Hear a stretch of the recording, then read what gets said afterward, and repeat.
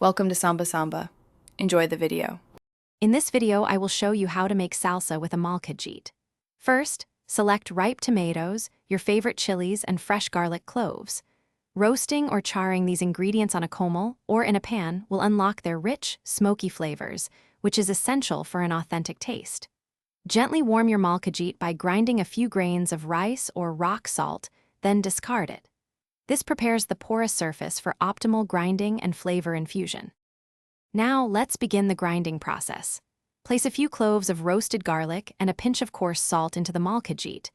Using the tegelote, grind them into a smooth paste with a firm, circular motion. This creates a flavorful base. Next, add your roasted chilies, one by one, and continue to grind until they are well incorporated with the garlic and salt, forming a rustic, aromatic mixture. With your aromatic base ready, it's time for the tomatoes. Add your roasted tomatoes in small batches to the molcajete. Gently crush and grind them, allowing their juices to combine with the chili and garlic paste. The goal is a chunky, rustic texture, not a smooth puree.